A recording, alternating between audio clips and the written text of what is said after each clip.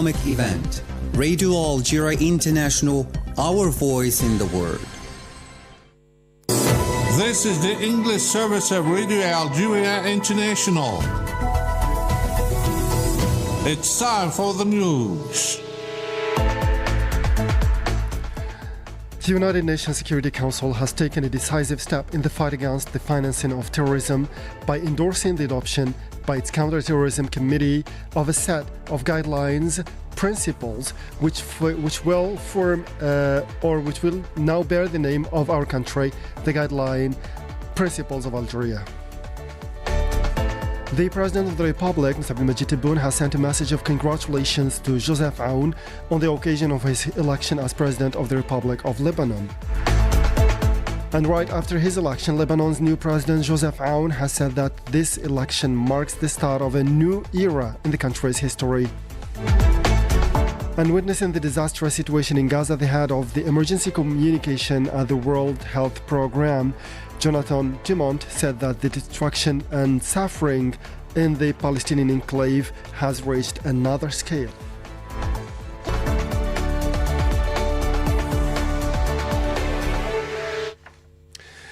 Those were the headlines, and now the news in detail from Radio Algeria International. First in our news, the President of the Republic, Supreme Commander of the Armed Forces and Minister of National Defense, Mr. Abdelmadjid Tebboune, has chaired a meeting of the High Security Council, according to a press release issued by the Presidency of the Republic.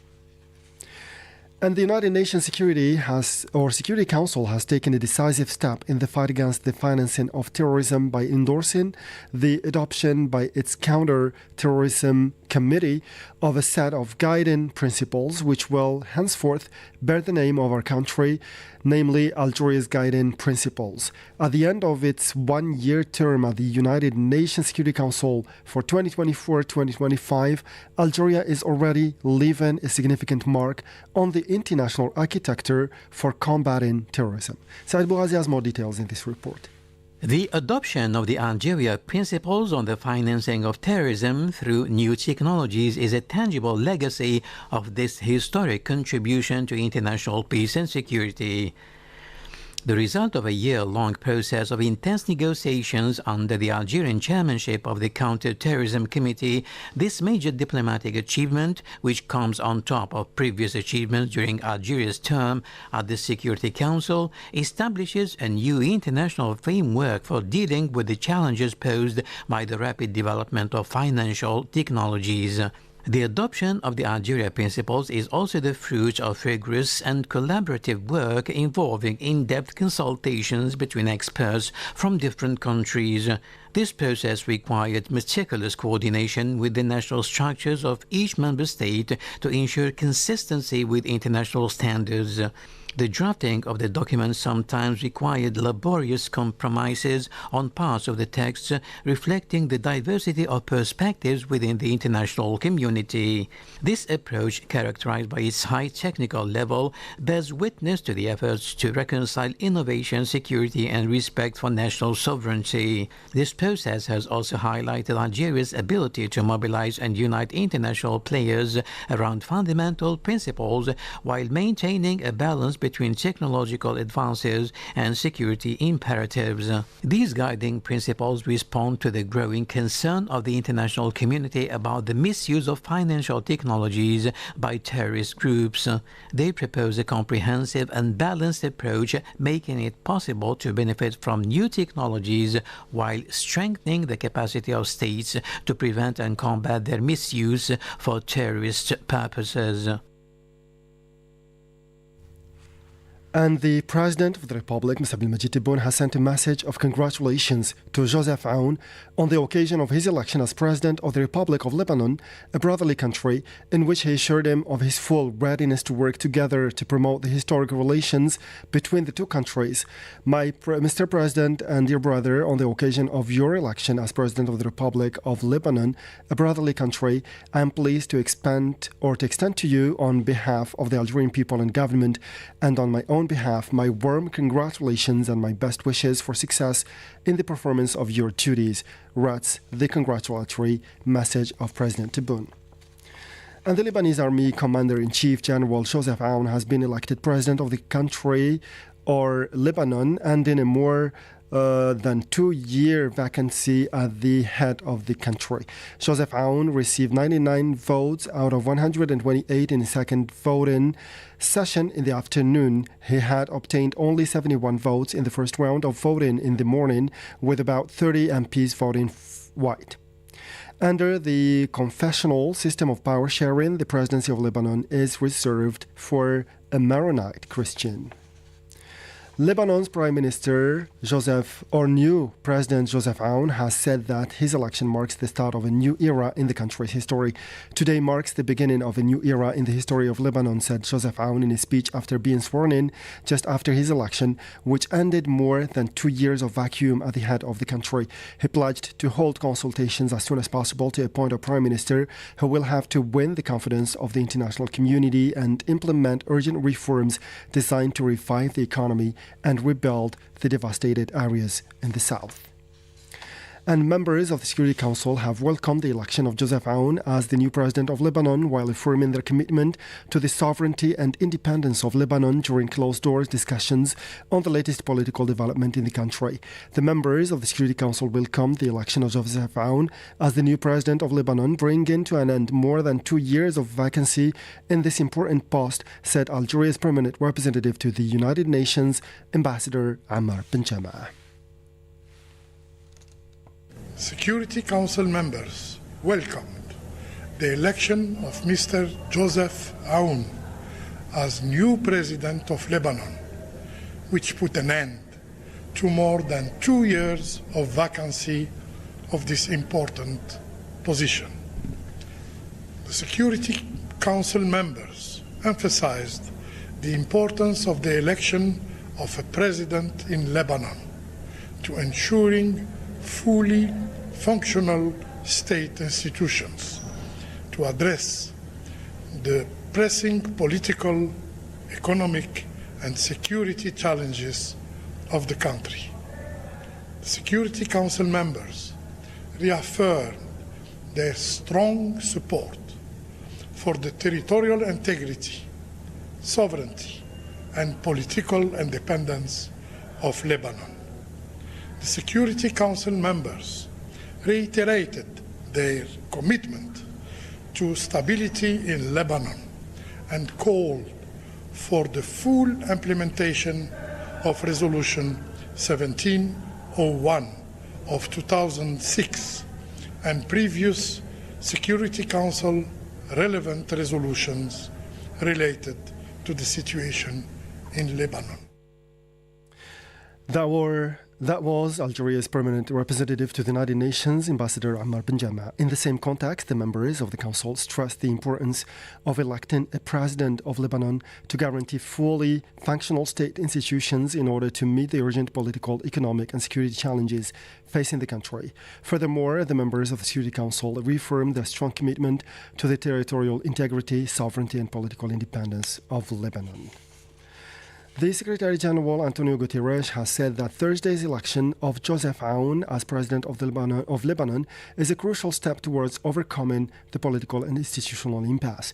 While congratulating Joseph Aoun on his accession to the post of President of Lebanon, Antonio Guterres said that this election was a crucial step to break Lebanon's political and institutional deadlock after more than 2 years of presidential vacancy, said his spokesman Stéphane Dujarric at a press conference.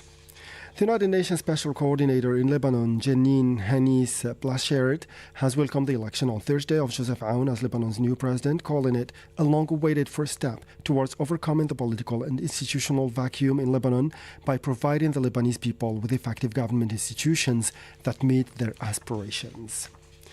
The Secretary of State of the Minister of Foreign Affairs in charge of the national community abroad, Sofiane Cheib, has been received by the President of the Republic of Sierra Leone, Julius Maada Bio, as part of his official visit as special envoy to the President of the Republic, Mr. Abdelmadjid Tebboune, according to a press release from the Ministry of Foreign Affairs, the National Community Abroad, and African Affairs. During this meeting, the Secretary of State handed over a letter from the President of the Republic, Mr. Abdelmadjid Tebboune, to his Sierra Leonean counterpart, conveying his sincere fraternal greetings and his shared aspirations to strengthen ties of brotherhood and cooperation between the two countries and to raise them to higher levels on the common interest of both parties, the statement said. The Speaker of the National People's Assembly, Ibrahim Boughali, will take part in his capacity as the representative of the President of the Republic, Mr. Abdelmajid Tebboune, in the swearing-in ceremony of the President-elect of the Bolivarian Republic of Venezuela, Nicolas Maduro, according to a press release issued by the parliamentary institution on Thursday. The ceremony is to take place today in Caracas in the presence of several heads of state and government and their representatives from various countries, the same source added. And the chairman of the Commission of Foreign Affairs, International Cooperation and the National Community Abroad at the Council of the Nation, Mohammad Amroum, has received his counterpart from the State Duma of the Russian Federation, Leonid Stolsky, according to a press release from the Upper House of Parliament. The meeting, held on the instructions of the Speaker of the Council of the Nation, Salah Goujil, enabled the two parties to exchange views on numerous international and regional issues of common interest, the statement added. Witnessing the disastrous situation in Gaza, the head of the emergency communications at the World Food Programme, WFP, Jonathan Dumont, said that the destruction and suffering in the Palestinian enclave is on a different scale. He told the UN Info website shortly after returning from a mission to the occupied Palestinian territories that Gaza, once the size of the American city of Detroit, is now nothing more than a mountain of rubble. He said he had visited many conflict zones over the past year: gang-ravaged Haiti, the Eastern Democratic Republic of Congo, Sudan's war-torn capital Khartoum, but Gaza is on a completely different scale. Let's listen to more with our colleague Saïd Bougazi. According to this humanitarian, there is another difference compared to war zones. The people of Gaza have no way of escaping the conflict. They are trapped. More than 90% of the population of Gaza is facing crisis levels of food insecurity or worse, according to the latest findings of experts, who point out that more than 300,000 people are probably suffering from catastrophic hunger, the highest level of food insecurity. In this respect, he emphasized that the World Food Programme foodstuffs authorized to enter Gaza represent only a third of what we need to reach the hungriest people. For the WFP's head of emergency communications, the northern part of Gaza, which is under siege, is the hungriest place. Over the past 2 months, barely any food has been delivered there, he deplored. In this context, he pointed out that a 25-kilogram bag of wheat flour can sell for $150. In an enclave where farmers used to harvest citrus fruits, vegetables and strawberries, I have seen small peppers selling in Gaza City at $195 a kilo. Nobody could afford them, he added. A veteran of conflict zones around the world, this humanitarian maintains that the children of Gaza are suffering the worst consequences of the war. Worse still, this WFP official witnessed apocalyptic scenes. As we drove towards the city of Gaza in our armored vehicle along the militarized Netzarim corridor that divides the north and the south of the enclave, we saw corpses scattered left and right, decomposing in the sun. And at the end of our news bulletin, wildfires continue to rage on in the Southern California as tens of thousands of square meters of land have been decimated and the flames have been partially contained. Los Angeles Medical Examiner's Office confirmed that 10 people have died due to the fires. About 180,000 people have had to evacuate, and another 200,000 people are under evacuation warnings. With this, we come to the end of it. Time now for our weekly programs. We'll meet again tomorrow. Thank you.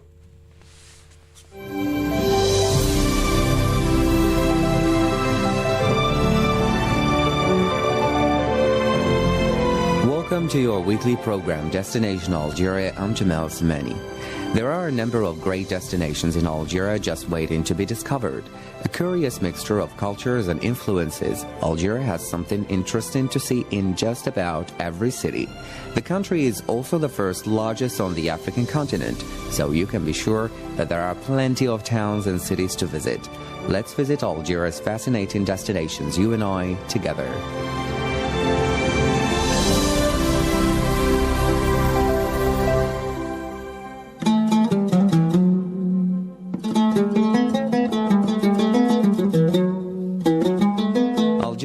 architecture is interesting and diverse. Since the country has virtually always been a crossroads between East and West, it has seen many different cultural and architectural influences over the years.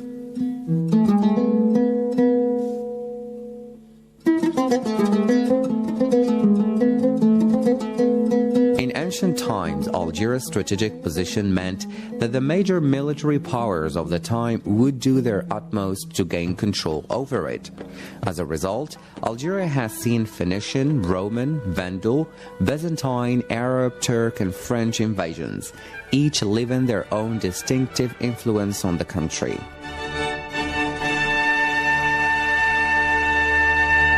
With each conquest, new buildings were constructed and changes were made to government. Whilst not all these ancient cultures have a significantly notable bearing on the architecture in Algeria today, there are a few who have. The most notable is that of the Arab invasions, which has perhaps had the most lasting and extensive effect.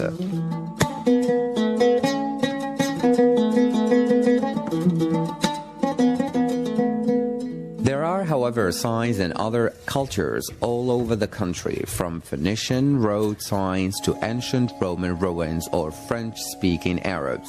Most find that the best place to start a tour of the country's architecture is in Algiers. The city was founded over 1,000 years ago and has seen beautiful ancient masterpieces survive alongside somewhat newer additions. The old part of the city is the best place to head if you want to see historical buildings. The Kasbah, with its crowded lanes and markets, is supported and surrounded by some beautiful old buildings. You will also find 11th century mosques and Moorish places here. Other places worth seeing are Notre Dame d'Afrique Church and the Maqam Shahid or Martyr's Monument and the Jardin d'Essai.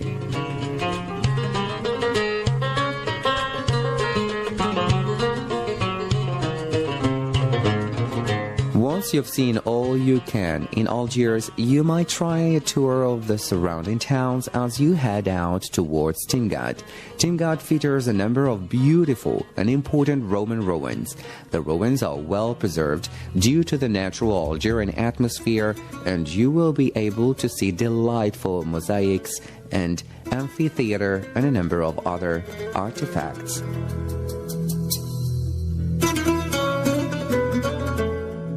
Other interesting architecture in Algeria features French colonial-style fortresses, unique rounded mud huts in rural areas, and ancient colossal Arab-styled homes.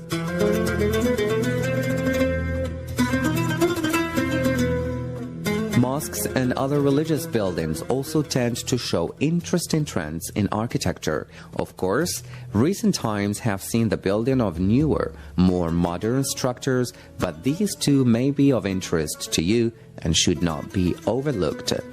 If you're going to Algeria soon, take a tour of the many varied and beautiful architectural delights to be found in this unique country. You don't have to be a builder or an architect to appreciate the graceful aerial buildings.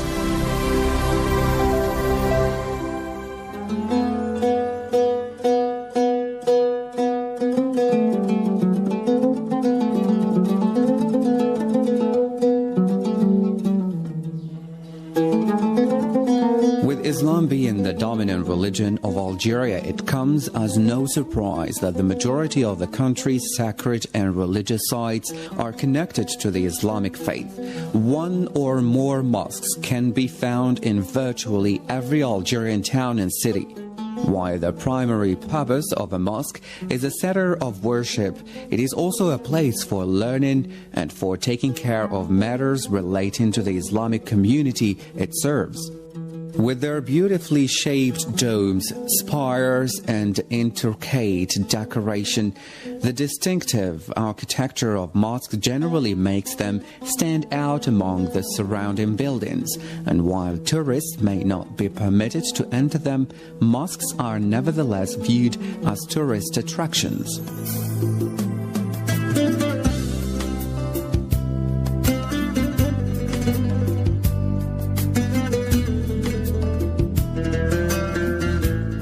Of the many mosques found in Algeria, three stand out as having significant historical value: the Great Mosque of Tlemcen, the Great Mosque of Algiers, and the Kechaoua Mosque in Algiers, which is a UNESCO World Heritage Site.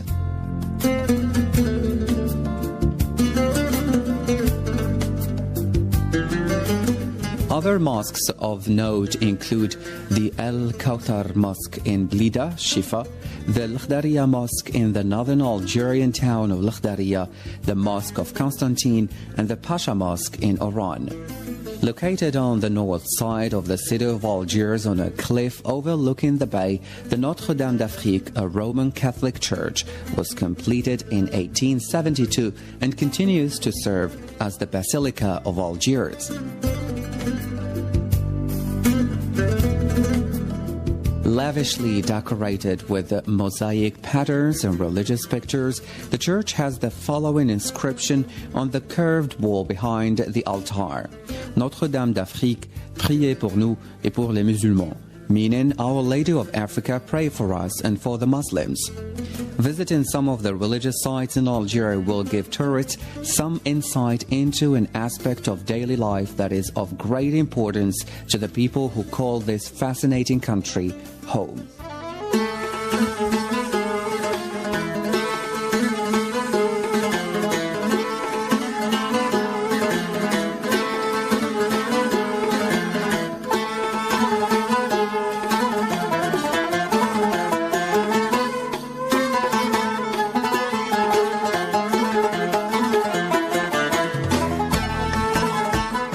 Second part of our weekly program, Destination Algeria, we focus on the Jama al-Jdid Mosque. At approximately 350 years old, the Jama al-Jdid Mosque is by no means a new religious site, as the name reflects. The Jama al-Jdid Mosque was constructed in 1660 during the Ottoman period, and even though its designation changed a few times over the centuries, and reconstruction was done to suit its new purposes, the building survived the French onslaught, which saw many historic buildings destroyed.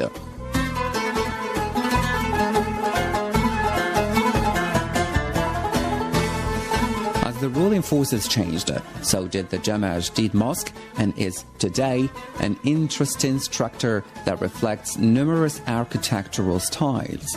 Some of the styles that can be seen in the architecture include Byzantine, Italian, Turkish, and Andalusian.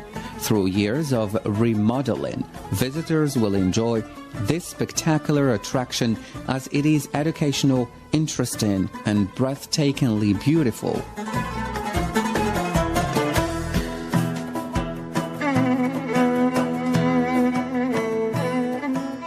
There are two entrances to the Jama al-Jdid Mosque, and visitors can look forward to exploring the ramparts, domes, vaults, columns, and wood finishes that have been designed to perfection.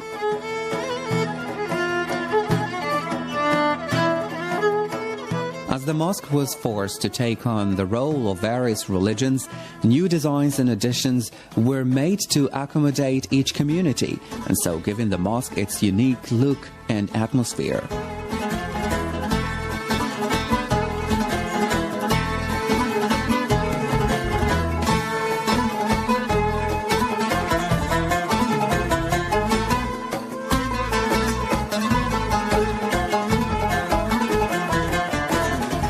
At certain times, the mosque does not allow non-Muslims through its doors, but when it is open to the public, visitors are advised not to let opportunity pass them by to discover this magnificent historical wonder.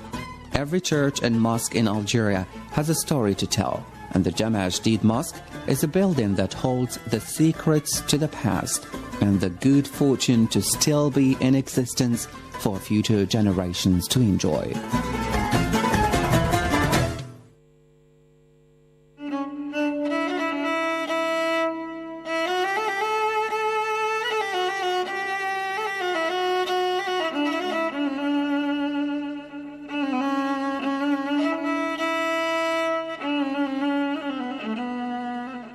Hello and welcome to Discover Algeria, a program in which we'll let you discover or know more about the Algerian heritage, to include history, traditions, popular beliefs, social rituals, celebrations, as well as many aspects of the Algerian life dating back to the prehistoric, the Berber or Amazigh era, until the Muslims one.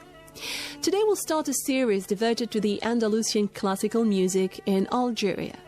Andalusian music is a style of Moorish music found across North Africa and southern Iberia, though it evolved out of the music of Andalusia between the 9th and 15th centuries during a period known as Al-Andalus. It is now most closely associated with Algeria, with the Al-Gharnati, Sana'a, Hawzi and Al-Maluf styles, and southern Spain, precisely in Andalusia, though similar traditions are found in Morocco, Tunisia and Libya. This first part is devoted to Al-Maluf, which is the type of Andalusian music with some influence from the Ottoman music and the Berber Shawi music of the region of Constantine. It's worth noting that it exists in the east of Algeria, also in neighboring Tunisia and Libya. We should also note that the popular music of Shabi developed in the Kasbah of Algiers derived from the classical expression of Andalusian music. First, let's know and discover more about the origin of Andalusian music.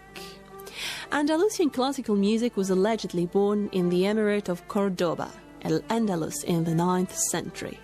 The Kurdish or Iraqi musician resident in Iraq, Ziryab, who later became court musician of Abdurrahman II in Cordoba around 857, was of great influence on Spanish music and is considered the founder of the Andalusian music traditions of North Africa. Ziryab is thought to have codified disparate elements of Arab poetic traditions of Qasida, Muwashah and Zajal. Later, the poet, composer and philosopher Ibn Bajuf Saragossa, known in the Western world as Ave Patri, around 1139, is said to have combined the style of Ziryab with Western approaches to produce a wholly new style that spread across Iberia and North Africa. By the 11th century, Moorish, Spain and Portugal had become a center for the manufacture of instruments. These goods spread gradually to Provence, influencing French troubadours and travers, and eventually reaching the rest of Europe. The English words of lute, rebec, which is a bowstring musical instrument, guitar and naker or nakir, which is a small drum of Arabic origin, and the forebear of the European timpani, derive from the Arabic oud, rabab, kitara and naqara.